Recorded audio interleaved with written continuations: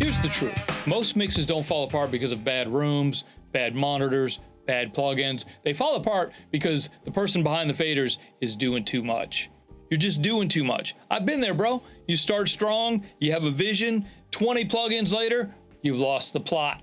My name is Donnie Baker, and I am here to help you. I am here to guide you. I am here to mentor you. Welcome to the B-Side Studio. Today, I'm gonna show you some stuff. I'm gonna show you some screens, show you some little tricks and tips on how to get started. And the message that I want to get out today, and I'll go ahead and tell you the message right now. Less is more. Minimal mixing is the new way to do more. You get more done, you get it done faster and cleaner and better. Your client, you know who's gonna notice it? Your clients. Let me go show you some stuff. So here's part of the problem. The over-processing is nothing more than a lot of extra distraction. This is what I'm talking about. Here's a session that we see on the screen, and this is a beginner. Okay, this person I'm not going to say who it is. He's one of my coaching clients, but he's new. He must have looked at some YouTube videos or something, because look at the amount of plugins this guy's got. Dude, this is a template. That's what this is. This is the guy's template. This is where he starts recording people. And this is ridiculous. And there's just all these plugins, all these sends to all these different, there's reverbs and delays and subgroups and just a lot of nothing. And you don't need this when you're actually tracking. Okay, this is what I'm talking about. This is a lot of over-processing for your computer and a whole lot of, it's a whole lot of distraction when you're trying to simplify things and keep things rolling, especially in a recording session. Okay, dude, I've seen an engineer. This is the engineer. I've seen him with just, all right, let's zoom in on one of his vocal tracks. Here's one of his, this is his vocal recording track. Okay, this is his lead vocal recording track.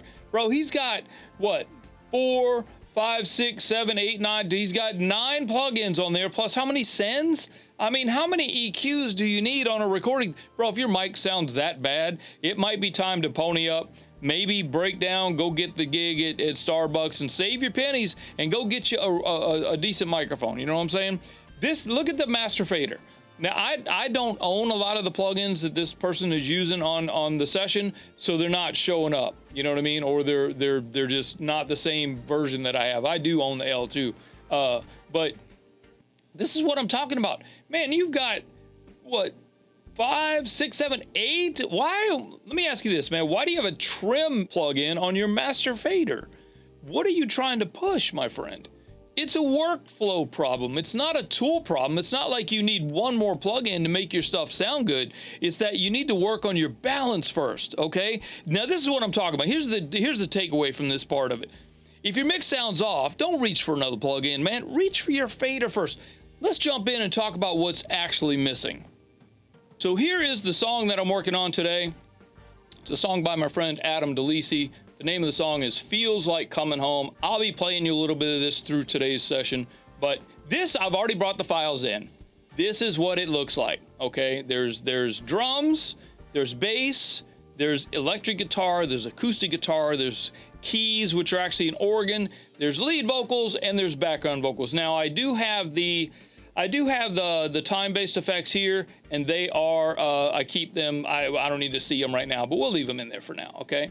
So there's the room reverb, the plate reverb, the long delay, short delay, and slap delay.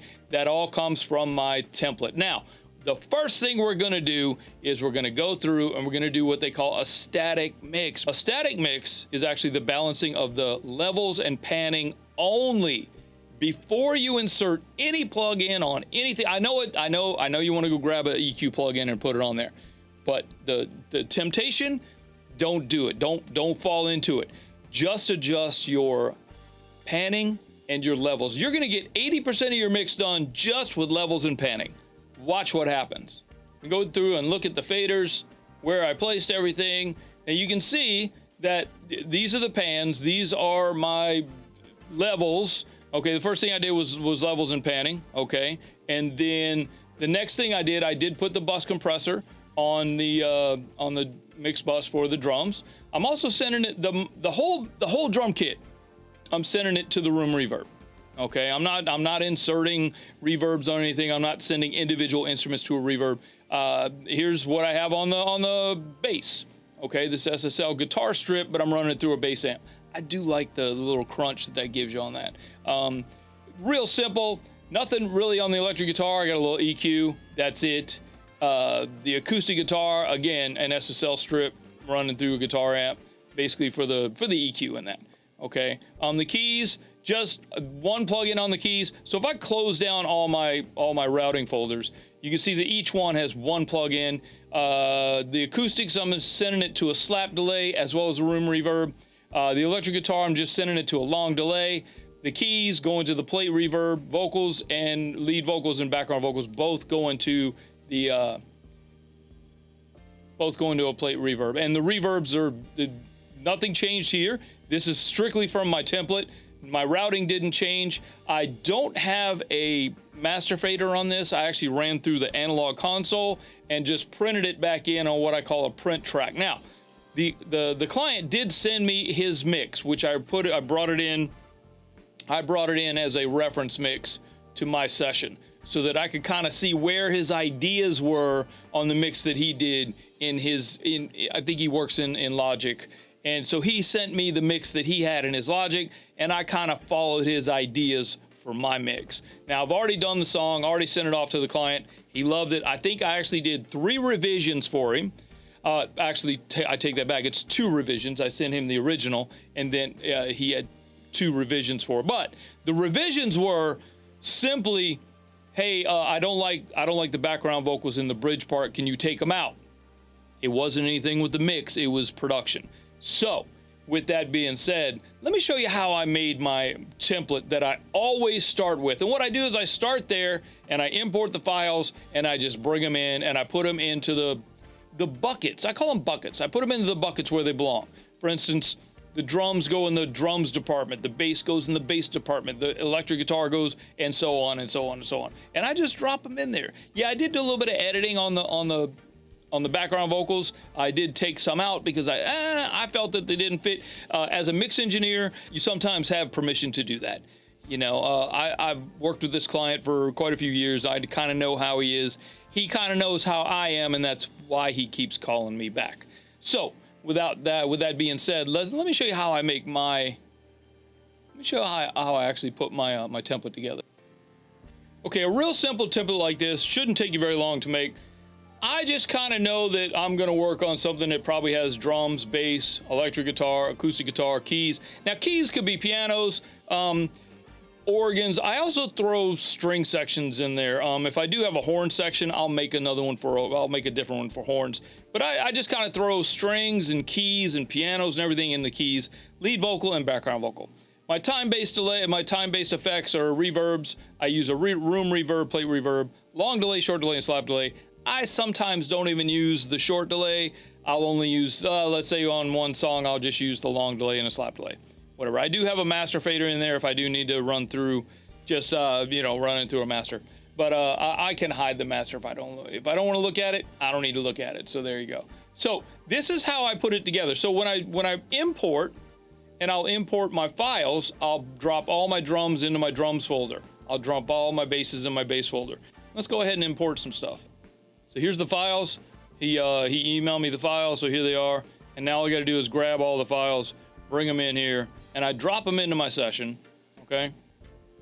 Drop them into my session, put them where they belong, and then I just start putting them where I think they need to go, okay? Like the bass is going to go into the bass folder. Bass is going to go inside the bass folder.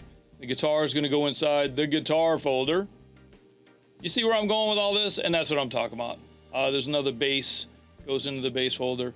Okay, now this is what I'm talking about. So it's really simple to get this done. Once you have your template built, you're ready to go. Dude, if you want to leave your plugins on there, like I always go to the bus compressor on my drums, so I'll just leave that on there because I like I said earlier, 99.99% of the time, I'm going to use that on my drum bus. So there you go. So that's really how simple it is. I always start with this simple template because it's easy, it's quick, it gets me mixing quicker. So the next thing I'm going to do is just play the song, and then I'm going to just listen to it, and we're going to run through and do a level and panning mix called the static mix. It is that simple.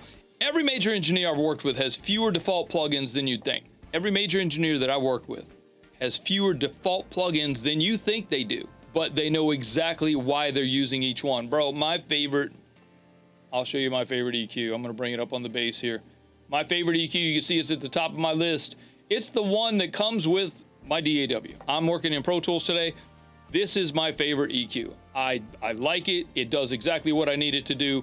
Most EQs do the same thing, or they either boost or cut frequencies. Your job as an engineer is to understand which frequency you want to go boost or cut. If you want to start to sound like a pro, start thinking like one. Simplify your chain. Make every move you make count. So here's something you can do. This is what I want you to do. You got some homework today. So I want you to go to a mix that you're familiar with, that you're already done with, and don't go do it to a mix that you're actively working on. Go to a mix that you've already done. Go in there and remove every plugin. Just start removing plugins. If you want to hold down Option, it'll do it to all of them. Okay, remove all the sends. All right? Yeah, I know. I got a little automation on there. Just remove everything. Remove all the sends, remove all the plugins, everything. Get rid of everything. And then go to your mix window and just hold down Option and start clicking faders. Unfortunately, you can't do this to all of them at the same time because it doesn't work like that. Pro Tools doesn't let you do that for some reason. Even if you click on the all groups, it won't do it. So just go through and put everything back where it belongs. Put everything straight up. Put all the pans straight up. Put no panning, nothing. Everything straight up. Start your mix that you're familiar with. You've already printed it, so you already know what it's supposed to sound like. You can actually bring that into your mix as a reference. And then just go through now and do a static mix. Just concern yourself with levels and panning. Dude, you're gonna get 80% of your mix is gonna get done that way, okay? Maybe add one EQ and one compressor. Don't go crazy and just stack things and stack them. No, just add one and see if you could dial it in. I'm telling you, less is more. The more you can do with less, the faster your mixes are gonna be and the better your mixes are gonna be. Man, you do this and I guarantee you're gonna start hearing what actually matters, not what the plug-in GUI is telling you what to tweak. Don't look at your EQ. Dude, turn off that Pro Q4. Don't even look at it. Stop looking at your EQ. Start listening to your EQ. It's gonna make a difference. Better mixes come from clarity, not complexity. Hey, if any of this stuff resonates with you today, I'm with you. I'm right there with you, man. If you're tired of second guessing, okay, every decision and getting stuck in what we call plug-in paralysis, that's exactly why I built the Minimal Mixing Masterclass. It's coming up shortly. So if you guys go click the link right down below, it'll give you all the information you need about the Minimal Mix Masterclass. I'm there to help you. It's real quick, bro. It's like we're gonna hang out for a couple hours on a Saturday, and I'm gonna share with you my template, which I shared with you in this video today, but I'm gonna show you how we built it. I'm gonna help you build yours. I'm gonna help you build your own. And the cool part about templates is that's where you start every time. And that's the cool thing, is that you're always gonna be consistent. You're gonna start there. You're gonna go mix faster, mix better, mix bigger. You're gonna mix minimal, which is awesome. I just did a mix yesterday. Took me 3 hours. Client loved it. Actually wanted to pay me more money. And I said, no, I don't need more money. What I need is your loyalty. I appreciate your loyalty is what I told him. I said, yeah, I've been working with this guy for like 10 years, and that's some of what you heard today in the videos. But I tell you what, go grab your spot right now. I'll put a link down below. If you can't see it here, I'll put it down below in the YouTube video. So just click, get up in there. Hey, it's happening soon. Seats, we keep seats limited so we can keep it kind of personal, so we can talk amongst it. It's on a Zoom call, so we're gonna be there talking to each other and hanging out with each other. I'm gonna help you. We're gonna do it. My name is Donnie Baker, and I really appreciate you hanging out with me today. We'll see you on the next one.